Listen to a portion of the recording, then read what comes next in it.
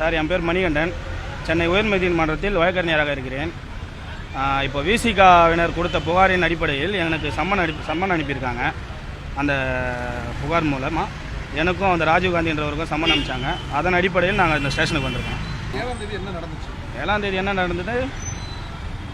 விசிகாவினரோட தலைவரோட வண்டி வந்தது. அந்த டைமில் அண்ணன் என்னுடைய சீனியர் தான் ராஜீவ்காந்தி. அவர் வண்டி வந்து வேணும்னே வந்து இடித்தாங்கன்ற மாதிரி அவங்க கம்ப்ளைண்ட் கொடுத்தாங்க. ஆனால் அது முழுக்க போய். ஏன்னா என்ன எதுக்காக சொல்கிறேன்னா, ஏன்னா அன்றைக்கி கூட இருந்தது எல்லாமே நான் தான். என் கூட தான் அவர் வந்தார் எல்லாத்துக்குமே. அன்றைக்கி அவர் வண்டி எடுத்துகிட்டு போனதும் என்னுடைய வண்டி தான் எடுத்துகிட்டு போகிறாரு. என்னோடய ஜூனியர் பையனோட வண்டியை தான் எடுத்துகிட்டு போகிறாரு. நாங்கள் வந்தது வந்து வேறு ஒரு வேலையாக வந்திருக்கோம். நாங்கள் ஆலந்தூர் கோர்ட்லேருந்து வந்தோம். அன்றைக்கி இந்த ஒரு விஷயம் இங்கே மீட்டிங் நடக்குது, அந்த மாதிரி ஆர்ப்பாட்டம் நடக்குது, எதுவுமே தெரியாது எங்களுக்கு. அந்த ஒரு விஷயமே தெரியாது. ஆனால் இவங்க அந்த மாதிரி ஒரு சாயத்தை தெரிஞ்சே நாங்கள் வரேன்ற மாதிரி ஒரு சாயத்தை எங்கள் மேலே பண்ணுறாங்க. நாங்கள் வந்தது என்னென்னா, ஆலந்தூர் கோர்ட்லேருந்து என்னுடைய வேலைக்காக அதே மாதிரி அவருடைய அக்காவோட ஐடி கார்டு ரெனியூல் பண்ணுறதுக்காக நாங்கள் வந்தோம். இங்கே வந்து ஐடி கார்டு ரெனியூல் பண்ணுறதுக்காக தான் அவர் இறங்கி பார் கவுன்சில் மேலே உட்காந்துருக்கோம். பார் கவுன்சில் மேலே இருந்து ஐடி கார்டு வாங்கணுன்றதுக்காக தான் அவர் கீழே வராரு. கீழே வந்து வண்டி எடுத்துகிட்டு போகிற டைமில் அவரோட விசிகா தலைவரோட வண்டி இடிக்குது. அதன் அடிப்படையில் தான் அங்கே இந்த பிரச்சனை நடந்தது. ஏன்னா அவர் வந்து ஒரு மோட்டிவோடு வந்துட்டாருன்ற மாதிரி இவங்க சொல்கிறாங்க. அவருக்கு ஒரு மோட்டிவேஷனும் எதுவுமே கிடையாது. ரைட்டுங்களா? நம்ம வந்தது எங்களுடைய வேலைக்கோசம் நாங்கள் வரோம். அங்கேருந்து போகிற டைமில் அவங்க வண்டி இடிச்சிட்டு கடைசியில் அவங்களே வந்து நாங்கள் வந்து வேணும்னு இடித்த மாதிரின்னு சொல்லிட்டு அவங்களே போட்டு அடித்து அது பெரிய பிரச்சனையாக்கி பெரிய இஷ்யூ ஆக்கி இப்போ அதை சாதி ரீதியாக வேறு மாதிரி கொண்டு போகிறாங்க. ஜாதி ரீதியான்றது எனக்கு ஒன்றுமே புரியல. ஏன்னா நானும் அதே ஜாதி தான், அதே சமூகத்தை சேர்ந்தவர் தான். நானும் தலித்து தான். புரியுதுங்களா? அவர் வந்து ஜாதி பார்த்து பழகிறவரே கிடையாது. எங்களுக்குள்ள ஒரு 10, 12, 13 வருஷமாகவே எங்களுக்குள்ளே பழக்கம் இருக்குது. ஜாதி பார்த்து பழகிறவராக இருந்தால் என் கூட பழக மாட்டார். அதே மாதிரி என்னுடைய ஜாதிக்கு ஒரு பிரச்சனைனாலும் ராஜீவ்காந்தி வந்து குரல் கொடுப்பார். புரியுதுங்களா? ஜாதியை பார்த்து நாங்கள் பழக மாட்டோம். அட்வொகேட் சம்மந்தமாக தான் நாங்கள் இது வரைக்கும் போராட்டமும் பண்ணியிருக்கோம். அனைத்து சமுதாயத்தை சேர்ந்த அட்வொகேட்டும் சேர்ந்து தான் நாங்கள் இந்த போராட்டம் அன்றைக்கி நடத்தினோம். யாருக்கு? ராஜீவ்காந்திக்கு சார்பாக. ஆனால் அதையே வந்து அவங்க ஜாதி ரீதியாக திருப்புறாங்க, கட்சி ரீதியாக திருப்புறாங்க. இது எப்படி நம்ம கொண்டு போகிறதுன்னு எனக்கு தெரியல. ஆமாம். அதே மாதிரி எதுக்காக போகிறாங்க? பார் கவுன்சிலோட ஐடி கார்டு அவங்க அக்கா அது வந்து ரெனியூல் பண்ணி ஆகணும். அதுக்காக bar council ID card renewal பண்ணுறதுக்காக செல்லான் வந்து அமௌண்ட் கட்டணும். அந்த அமௌண்ட்டை கட்டணுன்றதுக்காக வெளியே போக வேண்டிய வேலை இருக்குது. அதனால் வண்டி வாங்கிட்டு போகிறாரு. அதெல்லாம் எப்படி சார் சொல்ல முடியும்? ஏன்னா நம்ம வண்டி அந்த சைடு தான் இருக்கு, டிவிலே பார்த்து. ஆமாம், ஏன்னா வண்டியே வந்து வெளியில இருந்து உள்ள இருந்து நம்ம வெளியே எடுக்கிறோம். பார் கவுன்சிலேருந்து அவர் உள்ள அப்படி போகலான்னு சொல்லிட்டு அப்படி போயிருக்காரு. உள்ளே போகிறப்போ அந்த இடத்துல கூட்டத்தை பார்த்துட்டு அவர் என்ன பண்ணுறாரு? யூட்டர்ன் பண்ணுறாரு.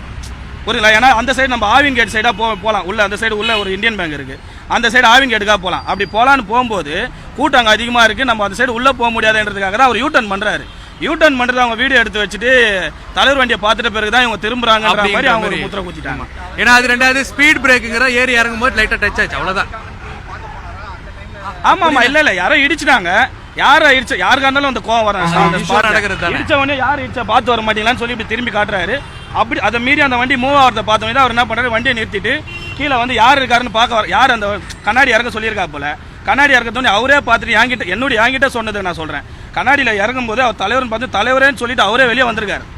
தலைவர் விசிகா தலைவர் இருக்காரு, இந்த இடத்துல நம்ம எந்த ஒரு பிரச்சனையும் பண்ணக்கூடாது, ஏன்னா நம்ம எதனா பேசிட்டா கூட தப்பாயிடுன்னு சொல்லிட்டு தலைவரேன்னு சொல்லிட்டு அவர் வந்து வண்டி எடுக்க போயிருக்காரு. வண்டி எடுக்கும்போது தான் அவங்க விசிகா கட்சிக்காரங்க சேர்ந்து அடிச்சிருக்காங்க.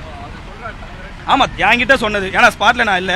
பட் ஆனால் மொத்தமாக அந்த ஸ்டேஷனில் அவர் வந்து அங்கேருந்து கூட்டிகிட்டு வந்து ஸ்டேஷனில் ரிமாண்ட் பண்ணுறாங்களா எதுக்கோ கூட்டிகிட்டு வந்துக்கிறாங்கன்னு சொல்லும்போது ஸ்டேஷன்லேருந்து வந்து எல்லாத்தையுமே நான் தான் பார்த்தேன். ஸ்டேஷன்லேருந்து கூப்பிட்டு போய் அவருக்கு உடம்பு முடியலன்னு சொன்ன உடனே சுத்தமாக முடியல, மயக்கச்சி உயிராரு. என் முன்னாடி தான் மயக்கச்சி உயிராரு. மயக்கச்சி உயிர்ந்தோடனே நான் தான் அவர் ஹாஸ்பிட்டலுக்கே கூப்பிட்டு போகிறேன். ஸ்டான்லி ஹாஸ்பிட்டலுக்கு கூப்பிட்டு போய் நான் தான் அவரை அட்மிட் பண்ணுறாங்க.